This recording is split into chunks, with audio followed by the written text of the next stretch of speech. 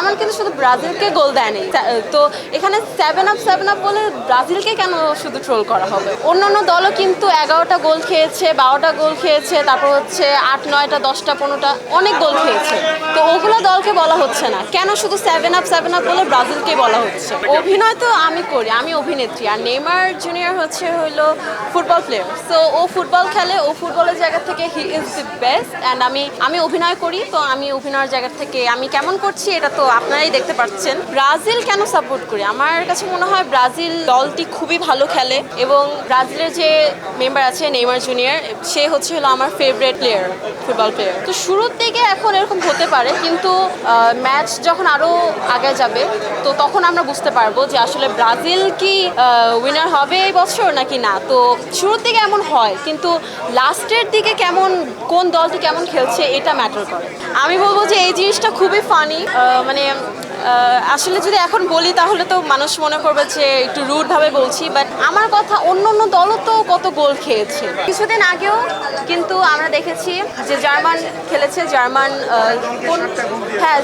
Germany 7টা গোল দিয়েছে। তো এরকম কিন্তু আসলে হয় যে জার্মান কিন্তু শুধু ব্রাজিলকে গোল দেয়, তো এখানে 7 আপ বলে ব্রাজিলকে কেন শুধু ট্রোল করা হবে? অন্য যেই কান্ট্রিকে, যে দলকে গোল দিয়েছে 7টা গোল দিয়েছে, তো ওইটাকে 7 আপ বলুক।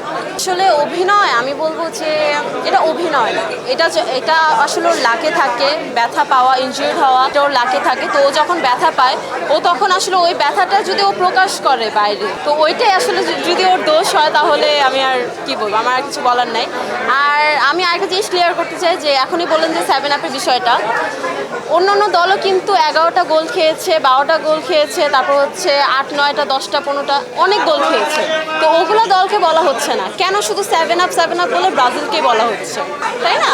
তো আসলে রিয়েল ফুটবল লাভার হলে কিন্তু আমার কাছে যেটা মনে হয় যে কোনো দলকেই ট্রোল করা উচিত না।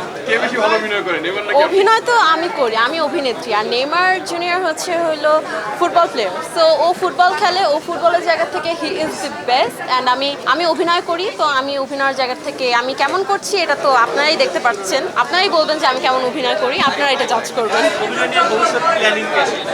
ভবিষ্যতে আমার প্ল্যানিং হচ্ছে আমি ইন ফিউচার খুবই ভালো সিনেমা করতে চাই, বাংলাদেশের দর্শকদের আমি খুব ভালো ভালো সিনেমা দিতে চাই, এবং আমি বাংলাদেশের ফিল্ম ইন্ডাস্ট্রির জন্য খুব ভালো কিছু করতে চাই। Thank you.